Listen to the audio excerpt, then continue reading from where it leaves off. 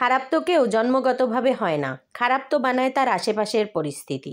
তবে কেউ দুঃখ দিলে তাকে দুঃখ দিও না, শুধু মুস্কি হেসে জানিয়ে দিও তুমি অনেক বেশি সহনশীল। আসসালামু আলাইকুম, জেনিন বাংলাদেশি ব্লগার থেকে আমি জেনিন আপনাদের সাথে নতুন একটা ব্লগ ভিডিও নিয়ে চলে এলাম। তো আজকে আপনাদের মাঝে শেয়ার করতে যাচ্ছি গাছ থেকে কুলবড়ই পেড়ে মাখানোর মতো একটা মজাদার ব্লগ এবং ইন্টারেস্টিং।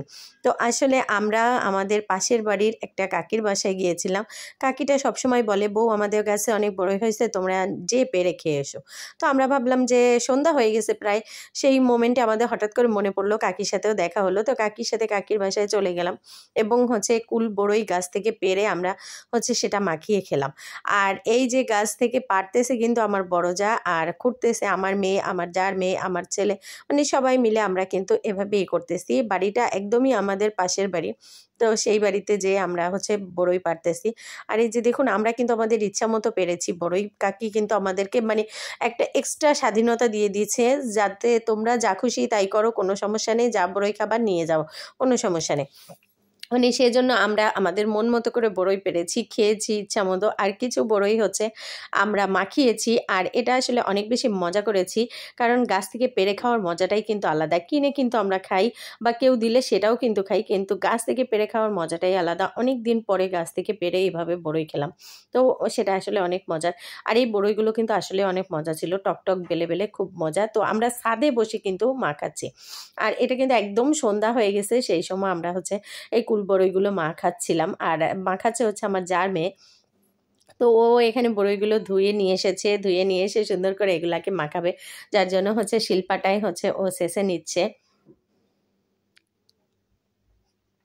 ও যে খুব বেশি বড় তা না, তো ও ছোট মানুষ, সেই হিসাবে আমাদেরকে এই বড়ই মাখিয়ে আজকে ওই খাওয়াচ্ছে। কাঁচা ঝাল এবং বড়ইগুলো ধুয়ে নিয়েছে, এক এক করে আগে বড়ইগুলো শেষে নিচ্ছে, তারপরে কাঁচা ঝাল দিবে।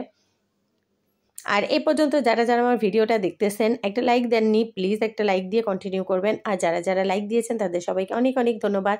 আর যারা আমার চ্যানেলটাকে সাবস্ক্রাইব করেছেন তাদের জন্য অনেক বেশি দোয়া এবং ভালোবাসা। আর যারা এখনও করেননি তাদের জন্যও অনেক বেশি দোয়া এবং ভালোবাসা।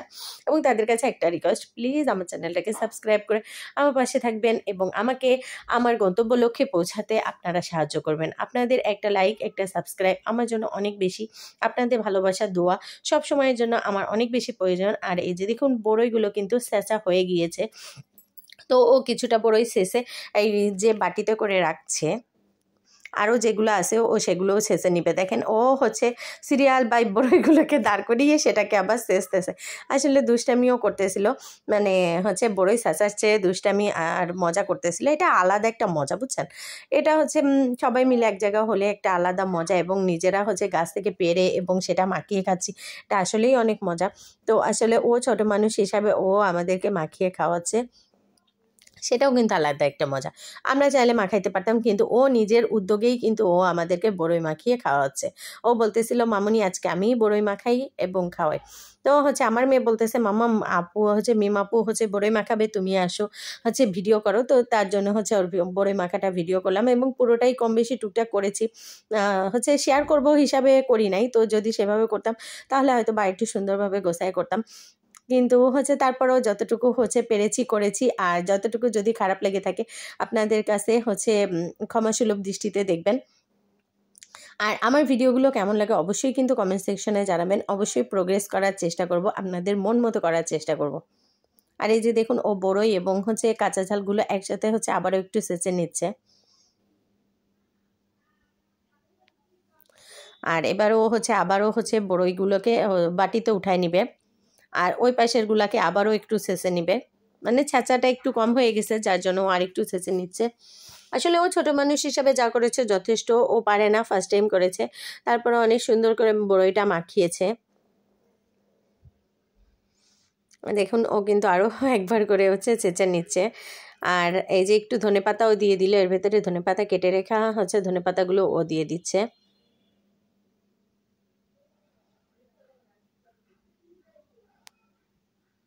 এবার ধনেপাতা দিয়ে সুন্দর করে ও এটাকে মাখাবে।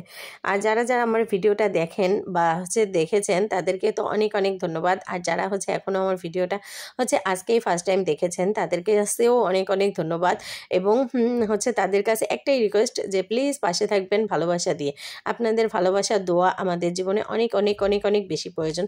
তো আপনারা দোয়া ভালোবাসা দিলে আমি আমার গন্তব্য লক্ষ্যে পৌঁছাইতে পারবো। সেজন্য আপনাদের দোয়াটা এবং ভালোবাসাটা অনেক বেশি প্রয়োজন। আর এই যে দেখুন এরপরে ও সবগুলো উপকরণ দিয়ে বিট লবণ দিয়ে আম্পাই সুন্দর করে মাখাচ্ছে। আসলে বিট লবণটা একটু হচ্ছে হচ্ছে বেশি করে দিয়েছে, পরে আবার আরেকটু দিয়েছে, দিয়ে ঠিয়ে ও সুন্দরভাবে মাখিয়েছে। আর কাঁচা ঝাল দিয়েছে। এখানে আমরা কিন্তু টক খাবো বলে কোনো চিনি অ্যাড করিনি।